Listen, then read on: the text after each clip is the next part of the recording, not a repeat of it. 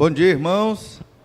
Graças a Deus pela bênção de estarmos aqui para adorar o Senhor e continuar os nossos estudos nos 10 mandamentos. Hoje, graças a Deus, vamos começar o primeiro destes 10 mandamentos. E o primeiro mandamento é muito simples, muito fácil, e daí eu tiro aquela ideia. As coisas mais simples e fáceis de entender na Bíblia, parece que são as mais difíceis das pessoas obedecerem. O primeiro mandamento está lá em Deuteronômio capítulo 5, verso 7. Vamos ler o verso 6 para contextualizar e depois vamos ler somente o verso 7. Deuteronômio 5, verso 6. Eu sou o Senhor teu Deus que te tirou do Egito, da casa da servidão. Não terás outros deuses diante de mim. Esse é o primeiro grande mandamento. Nós sabemos que existem nos 10 mandamentos, vários deles são negativas, e esse é mais uma negativa. Não terás outros deuses diante de mim. De cara, nós entendemos que esse primeiro grande mandamento de Deus, é primeiro porque certamente é o mais importante, ele trata de termos somente um único Deus. Então não há espaço para outro Deus, porque não existe outro Deus. Só existe um único Deus, ele é o Senhor, que se revela na Bíblia Sagrada, Pai do Senhor Jesus Cristo, que viveu por toda a infinitude de tempo, Pai, Filho e Espírito Santo, né? Há somente um único Deus, e é esse Deus a quem nós devemos adorar. Não terás outros deuses. Os outros mandamentos, só para revisar, que nós vamos estudar, do verso 8, revisar não, lembrar, do verso 8 ao verso 10, não farás imagens de escultura, imagens de Deus. Veja que tem muito a ver com o primeiro mandamento. Terceiro mandamento, não tomarás o nome de Deus em vão, ainda no verso 11. O quarto mandamento, lembra-te do dia do sábado, que também tem a ver com Deus, porque é o dia de adorar exclusivamente, um dia exclusivo para adorar o Senhor. Aí a gente vê do verso 12 ao verso 15. Quinto mandamento, honra teus pais, verso 16, e outros mandamentos, não matarás, não adulterarás, não furtarás, não dirás falso testemunho e não cobiçarás. Né? E aí do verso 17, 18, 19, 20 e 21. E aí nós temos os 10 grandes mandamentos. Lembrando, a lei de Moisés é um desdobramento desses 10 mandamentos. Vários outros mandamentos, eles foram formulados a partir de cada um desses 10 mandamentos. Mas a essência da lei são estes 10 mandamentos. Eles aparecem também no Novo Testamento, porque esses são princípios que nós não podemos esquecer e que representam quem é Deus. Então veja que o Senhor, ele é único. No primeiro mandamento, nós observamos a singularidade de Deus. Deus, ele é singular, só existe ele, e somente ele deve ser adorado. Então, a gente encontra no mundo várias religiões adorando várias divindades, e a humanidade gosta do sincretismo, gosta do ecumenismo, gosta de fazer a conciliação destas divindades. Mas o Senhor, que se revelou na Bíblia Sagrada, ele se coloca como um Deus exclusivo. Só ele deve ser adorado. Somente um único Deus. Então, o mandamento é exatamente esse: não terás outros deuses diante de mim. Isso é Deus mesmo dizendo. Se você observar bem, isso é uma atitude de extrema humildade. Era para a humanidade reconhecer isso e buscar somente a Deus. Mas Deus teve que dizer para a humanidade. Entende? É como se você tivesse que dizer para o seu cônjuge ou para uma pessoa que ama muito ou que você ama muito: olha, eu devo ser a pessoa mais especial para você. Lembre-se disso. Né? Você dizer isso para alguém, você espera que a pessoa reconheça, na verdade, que você é uma pessoa especial para ela e que ela tem que ser uma pessoa especial para você. Você espera isso. Mas no momento que você tem que lembrá-la, você meio que não se sente tão bem, porque a outra pessoa não lembrou que você é tão especial na vida dela. Deus está lembrando. Mas não é só uma lembrança, é um mandamento, certo? Deus está lembrando, está ordenando. Somente eu sou Deus, não tem outro. E diante de vocês, somente eu devo ser adorado aqui. Esse verso, ele se repete em Êxodo capítulo 20, verso 3, quando a lei foi dada pela primeira vez, e aqui é o primeiro mandamento lá em Êxodo 20, não terás outros deuses diante de mim, certo? Veja que não ter outros deuses diante de mim significa eu sou o único Deus. Essa é a implicação. Por que Deus não colocou da maneira positiva? Tenha somente eu, né, diante de vocês, adorem somente a mim, me tenham somente como Deus. Deus colocou numa perspectiva negativa, porque parece que os seres humanos aprendem mais com a perspectiva negativa. É mais fácil você apresentar os erros para que sejam consertados do que você apresentar um ensino positivo.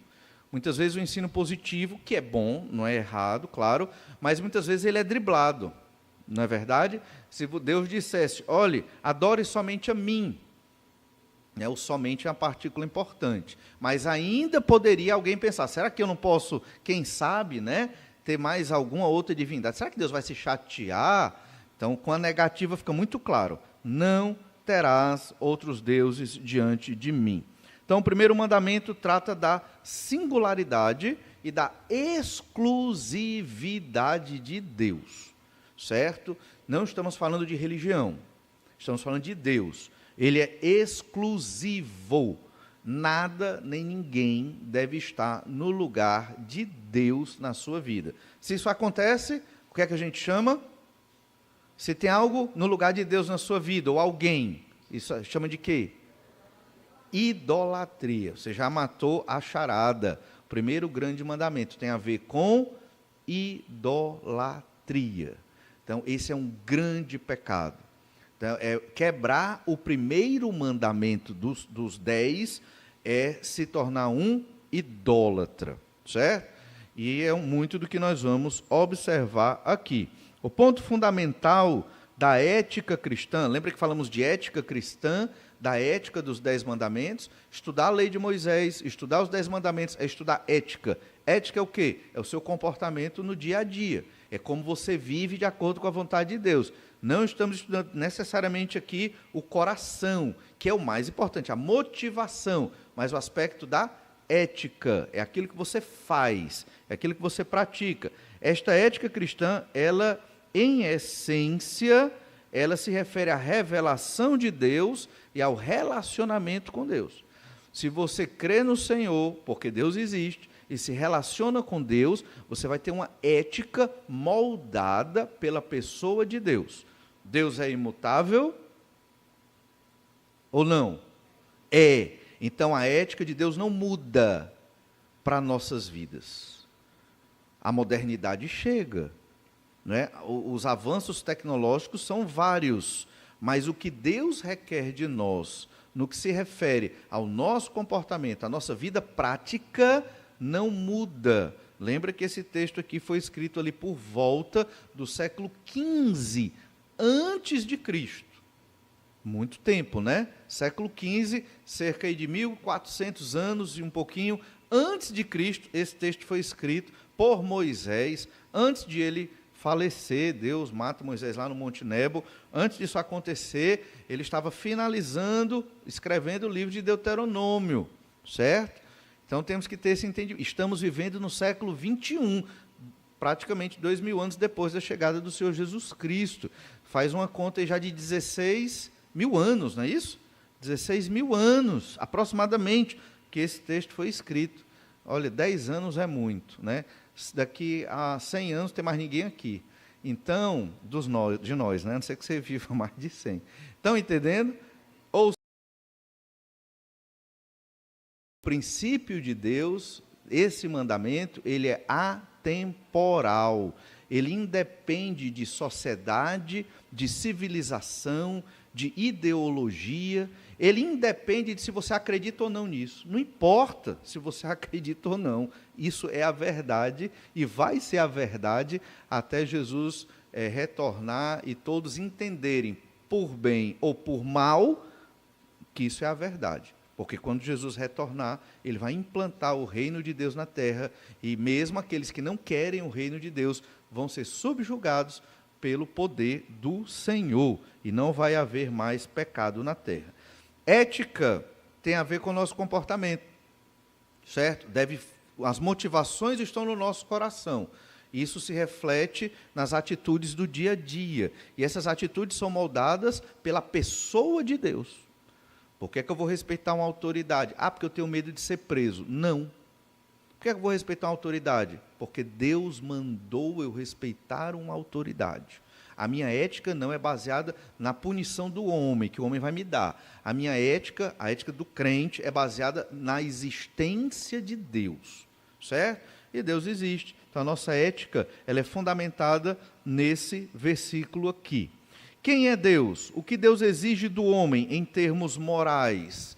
Ética cristã tem tudo a ver com a pessoa de Deus. Então, o significado do primeiro mandamento, basicamente, é que Deus não dará a sua glória a nenhum outro, certo? A ninguém. Deus não dá a glória dele para ninguém. Isso significa que Deus é egoísta? Significa que Deus é autocentrado? De modo nenhum. Por quê? Porque Deus é a pessoa mais poderosa e importante do universo e de toda a realidade. Não existe nada nem ninguém acima de Deus. Então, toda glória, todo reconhecimento tem que ser somente para o Senhor, que se revelou na Bíblia Sagrada. Então, nenhum outro Deus deve receber a honra devida ao Senhor, certo? Essa honra, essa glória, pode se expressar também numa palavrinha que nós chamamos por confiança. Às vezes nós confiamos em situações da terra, em providências terrenas, e não confiamos tanto no Senhor como deveríamos confiar. Se confiamos no Senhor, vamos ficar tranquilos e esperar as respostas de Deus, e toda glória vai ser dada a Deus. Se confiamos nas coisas da terra, a quem que eu vou agradecer pelo livramento que eu tive? Não vai ser a Deus, vai ser ao meu trabalho, vai ser ao meu esforço e a tantas outras coisas aqui desta terra. Então a gente tem que em que eu confio? Você tem que confiar no Senhor, que requer exclusivamente esta adoração. Então, quando Deus diz, não terás outros deuses diante de mim, significa que Deus é singular, significa que Deus é exclusivo, significa que o Senhor quer a glória somente para Ele. Quebrar isso é idolatria. Lá em Isaías 42, verso 8, o Senhor diz assim: eu sou o Senhor, este é o meu nome. A minha glória, pois, não a darei a outrem, nem a minha honra às imagens de escultura. Então, a glória é somente de Deus. Ele não vai dar a glória dele para outra pessoa, outra coisa, somente o Senhor deve ser adorado. Por quê? Ele é único, é o único ser que existe no universo, como Deus é o Senhor nosso Deus, o Pai, o Filho e o Espírito Santo, que são Deus, certo? E o Senhor reivindica a sua glória. Para entender bem esse primeiro mandamento, nós vamos observar esse mandamento no Antigo Testamento, esse primeiro mandamento no Novo Testamento, e depois aplicações bem práticas e doutrinárias sobre o primeiro mandamento. Você deve ter percebido que esse mandamento é tão importante que, basicamente, a Escritura é formada em cima desse primeiro grande mandamento. Muitas vezes há um pequeno desvio de compreensão do que é central na Bíblia Sagrada. Por conta do humanismo, acha-se que o que é central na Bíblia é a salvação do homem perdido, não é? Jesus veio buscar e salvar o que estava perdido, certíssimo. Mas esse não é o ponto central da Bíblia Sagrada. Não é a salvação do pecador perdido. Agora, seu mundo caiu, né? Você está chocado, né? Se não é isso, qual é o ponto central da Bíblia? A glória de Deus. Esse é o ponto central da Bíblia Sagrada. É o tema da Bíblia. é a glória de Deus. Não é a salvação do pecador perdido. Certo? Quando você inverte isso, você iniciou um caminho de humanização da obra de Deus. A glória deixa de ser de Deus e passa a ser do homem. Por quê? Porque tudo agora vai ser feito para salvar o homem. E esse não é o propósito. Olha o primeiro grande mandamento: não ter outros deuses diante de mim, de Deus. Então, o propósito. Quando Deus criou todas as coisas, o Senhor criou o universo, criou o planeta Terra, criou o homem e a mulher sem pecado, para a glória do nome dele. Porque eles pecaram e escolheram o pecado, houve a necessidade de um Salvador. E Deus quis salvar o pecador perdido. Mas depois você olha lá em João, agora não, depois você olha no Evangelho de João, capítulo 17, quando Jesus vai orar ali ao Pai, veja por que Jesus veio morrer numa cruz. Aí você vai descobrir que Jesus veio morrer numa cruz pelo pecador perdido para glorificar ao Pai. Então, para a glória de Deus, Jesus veio morrer pelo pecador perdido. E nós fomos abençoados pela morte do Senhor Jesus Cristo e sua ressurreição. Mas o propósito principal sempre é a glória de Deus. E a nossa salvação foi da vontade de Deus para a glória do nome do Senhor. Então, isso para a gente entender, né, por que este é o primeiro grande mandamento. Agora nós vamos lá para Êxodo, capítulo 32, vamos entender o primeiro mandamento no contexto do Antigo Testamento. Vamos, pelo menos, iniciar aqui. Então, não terás outros deuses diante de mim, atinge diretamente a idolatria. Então, logo após o Senhor ter revelado os seus 10 mandamentos e boa parte da lei de Moisés, lá em Êxodo capítulo 20, o que é que aconteceu em Êxodo 32, 1? Olha o que diz lá em Êxodo 32, 1. Mas vendo o povo que Moisés tardava em descer do monte, acercou-se de Arão e lhe disse: levanta-te, faze-nos deuses que vão adiante de nós, pois quanto a este Moisés, o homem que nos tirou do Egito, não sabemos o que lhe terá sucedido. Então, pouco tempo depois, Deus revelou os mandamentos ao Senhor. Moisés recebeu as tábuas da lei. Pouco tempo depois, Moisés demorou um pouquinho, e olha que esse povo aqui de Êxodo 32 nem vivia nos dias de hoje, né? Então aqui deve ter demorado cerca de 40 dias, Moisés lá no monte. Imagina hoje, acho que não tinha passado uma semana, né? O povo já ia querer fazer logo uma outra divindade. Veja que no capítulo 19 de Êxodo, Deus, ele proibiu até os animais chegarem perto deste monte. As pessoas não podiam transpor um certo limite ali, porque senão seriam mortos. Haviam arqueiros preparados para matar quem chegasse nesse monte, porque Deus ia se revelar desse monte. Só Moisés podia subir lá para receber as tábuas da lei. Mesmo depois de tanta instrução e tantos milagres, esse povo viu as pragas do Egito, esse povo de Êxodo viu o mar se abrir. Milagres incríveis. Talvez você diga assim: rapaz, se eu visse o mar se abrir, eu ia crer mais ainda, minha fé ia ser cada vez mais aumentada e poderosa, porque eu vi o mar aberto. Mas esse povo aqui, não. Parece que boa parte do povo, não foram poucos, também não foram todos, mas boa parte do povo aqui foi impaciente, não creu no Senhor e partiu logo para a idolatria, para fazer o bezerro de ouro, como eles aprenderam lá no Egito. Então, a versão negativa do primeiro mandamento condena explicitamente qualquer forma de idolatria, seja visível ou invisível. Então, por exemplo, aqui em Êxodo 32 é uma forma visível de idolatria, um bezerro de ouro. Mas nós temos formas invisíveis de idolatria. Um exemplo é o próprio ateísmo. Quando se diz, não preciso de nenhum Deus, ou Deus não existe, isso é um tipo de idolatria velada. Por quê? Porque se adora ou a humanidade, ou se adora o próprio Estado, ou se adora uma determinada ideologia, mas alguma coisa é adorada. Óbvio que o ateu vai dizer, não, não é. É, porque o ser humano ele é religioso. E ele vai adorar alguma coisa.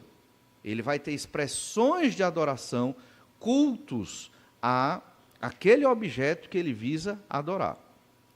Outro exemplo é o próprio politeísmo. Precisamos de muitos deuses, em vez de precisamos somente de um único Deus. Então, o politeísmo, claramente, é uma expressão de idolatria. Ou até mesmo, pensando em nós, crentes mais conservadores, fazendo a nossa própria análise e exortação pessoal, o formalismo. O formalismo é um tipo de idolatria. Eu posso adorar a forma. Precisamos somente de uma religião formal. O que é uma religião formal? Horário para começar, horário para terminar, os rituais. Hoje vamos celebrar a ceia do Senhor. Culto de oração é um ritual também. Existem outros rituais na nossa igreja, mais formais, mais informais. E aí eu posso acreditar, eu preciso somente desta religião formal para que eu esteja em acordo com Deus. Pronto. Eu não preciso de uma transformação, de uma mudança de coração, eu não preciso rever certos pecados, eu não preciso me relacionar com Deus, basta eu cumprir os requisitos da religião formal. Que no Novo Testamento é o que a turma falava muito sobre legalismo, né? O legalismo, salvação pela lei, mas também o legalismo como uma expressão de crer numa religião formal. Isso é um problema. Então é errado ter uma religião formal? Não necessariamente. É errado quando a religião se torna o seu Deus. Aí é errado. Certo? Então, você tem que ter Deus como o seu Deus, né? Pai, Filho e Espírito Santo. E você tem que observar um relacionamento com Deus. E o seu comportamento ético vai ser de acordo com a pessoa de Deus, não necessariamente com as normas da sua religião formal. E é por isso que nós, em um certo sentido, temos que ter uma formalidade para poder adorar de uma maneira decente, para poder ter um estudo da palavra compreensível. Você já imaginou se não tivesse o entendimento formal aqui de que vocês ouvem e eu falo, e todo mundo falasse ao mesmo tempo, perguntasse ao mesmo tempo? Eu não saía nem do primeiro versículo aqui, né? Em uma aula, é difícil muitas vezes, de 50 minutos, imagine um tempo mais estendido. Isso é um tipo de formalismo, e é importante nesse sentido, para adorar a Deus de modo decente, para se estudar a Escritura, para você refletir sobre as coisas do Senhor de uma maneira ordenada, de uma maneira minimamente compreensível, certo? Então, nesse sentido, é correto. No entanto, quando isso toma o lugar de Deus, e como é que isso pode acontecer? É quando você vem para a igreja, cumpre os rituais da igreja, ok? Mas quando chega amanhã, você esquece quem é Deus. Você esquece da sua Bíblia, você esquece da oração, você esquece de obedecer a Deus. Parece que o seu compromisso é com a formalidade da igreja, e não um relacionamento com Deus fora dessas paredes aqui. Talvez seja um grande desafio para nós, crentes, mais conservadores, né, de uma igreja que tem os seus rituais, as suas atividades de uma maneira mais formal. Então, a gente tem que ter muito cuidado com isso, certo? Então, aqui são exemplos de idolatria que não tem assim uma imagem, exceto talvez o politeísmo, mas que não tem uma imagem, um objeto, e há uma idolatria meio que invisível. O Antigo Testamento, ele salienta a insensatez da idolatria. Repetidas vezes no Antigo Testamento. Idolatria é loucura, idolatria é insensatez, idolatria realmente é algo terrível. Lá em Jeremias capítulo 2, verso 26, a gente vai ver muito isso nos profetas, né? Jeremias 2, 26, Jeremias o profeta ali, antes do cativeiro babilônico. Olha o que é que ele diz, Jeremias 2, 26. Como se envergonha o ladrão quando o apanham, assim se envergonham os da casa de Israel. eles, os seus reis, os seus príncipes, os seus sacerdotes, os seus profetas, que dizem a um pedaço de madeira: tu és meu pai, e a pedra tu me geraste, pois me viraram as costas e não o rosto, mas em vindo a angústia dizem: levanta-te e livra-nos. Onde, pois, estão os teus deuses, que para ti mesmo fizeste? Eles que se levantem, se te podem livrar no tempo da tua angústia. Porque os teus deuses, ó Judá, são tantos como as tuas cidades. Você percebeu que nas entrelinhas, o Senhor, através do profeta, está condenando o sincretismo religioso? A cabeça do povo de Judá era: nós temos vários deuses, inclusive Jeová, o Senhor, né? Deus de Israel. Quando os outros deuses não respondiam, vamos para Jeová. Aí o que é que o Senhor, Deus, Jeová, o Eu Sou, responde? Não, agora procure a madeira e a pedra, que são seus deuses, eles que resolvem o problema de vocês. Olha como Deus foi duro aqui. Por quê? Porque o Senhor está reagindo contra a idolatria daquele povo. E não é só o povo. Deus, ele coloca nos líderes das nações, certo? Deus fala dos príncipes, os sacerdotes, os próprios profetas, certo? Aí você pode pensar, mas hoje, na época em que nós vivemos, Deus não cobra os presidentes e monarcas do mundo. Cobra sim. Se você fizer uma leitura atenta do livro do profeta Isaías, capítulo 10 em diante, e outros textos de Jeremias, Deus não só cobrou e condenou a idolatria de Israel e de Judá, como o Senhor também condenou a idolatria da Síria, da própria Assíria, e do Egito, e de outras nações ali ao redor de Israel, que não tinham necessariamente, digamos assim, a intimidade que Israel tinha com Deus. Mas Deus também condena o pecado dessas outras nações. Então, certamente hoje, o Senhor condena o pecado dos nossos governantes, nossos que eu digo, do Brasil, de outros países aí do mundo, que estão governando sem o temor do Senhor. Vivemos num período de tanta secularização que nós achamos isso normal, os governantes não temerem a Deus, certo? Mas na Escritura, os reis serão cobrados, né? Os líderes serão cobrados. A gente vê isso no Salmo 2, vê também no livro do Apocalipse. Todas essas autoridades políticas mundiais, desde a antiguidade até os dias de hoje, elas serão cobradas. Por quê? Porque elas querendo, ou não vou dizer sem querer, elas querendo mesmo, estão orientando seus povos e nações contra a pessoa de Deus. Um líder maior, ele tem um poder sobre a nação, e ele está orientando aquela nação. E, normalmente, eles estão orientando para um distanciamento de Deus. Aí você responde, então, todos os líderes, eles têm que ser crentes? Não estou dizendo isso. Não necessariamente. Talvez até fosse bom, mas não é necessariamente isso que eu estou dizendo, porque eu não sei o que é que Deus tem planejado. Mas, independente disso, o Senhor julga, faz justiça e condena os líderes que são idólatras e que levam suas nações para esse tipo de idolatria. Isaías capítulo 40, verso 18, diz assim: com quem comparareis a Deus? Ou que coisa semelhante confrontareis com ele? O artífice funde a imagem, e o ourives a cobre de ouro, e cadeias de prata forja para ela. O sacerdote idólatra escolhe madeira que não se corrompe, e busca um artífice perito para assentar uma imagem esculpida que não oscile. Então, a que você compara Deus? O que é semelhante para você confrontar com Deus? A resposta é nada. Nada se compara ao Senhor, nada toma o lugar de Deus. E eles estão pegando peritos especialistas para fazer ídolos, para poder adorar estas imagens de escultura.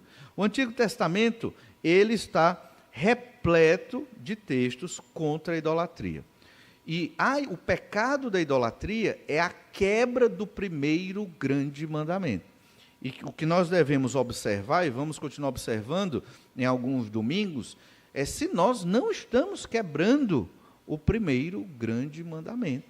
Devemos ter somente o Senhor como Deus em nossas vidas. Ninguém mais. Ele tem que ser a pessoa mais importante das nossas vidas. E sabe quando é que você percebe que Deus é a pessoa mais importante da sua vida? É quando você toma decisões difíceis. Decisões que vão ser decisivas. Decisões que vão fazer você mudar alguma coisa que você não quer mudar, ou que vão mexer talvez em alguma área da sua vida que você não gostaria que fosse mexida. Aí você diz, né, eu tenho que parar com isso, por causa de Deus. Não é por causa do pastor, não é por causa da igreja, não é por causa dos irmãos, não é por causa do nome Batista Manancial. É por causa de Deus. Aí você vai entender, eu estou guardando o primeiro mandamento, não ter outro Deus diante do Senhor.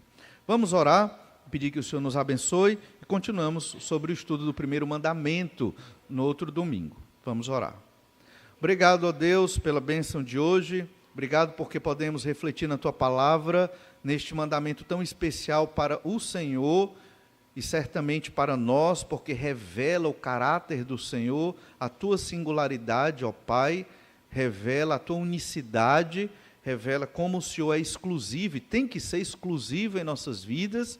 Capacita-nos, ó Deus, a perceber que o Senhor é a pessoa mais importante para nós.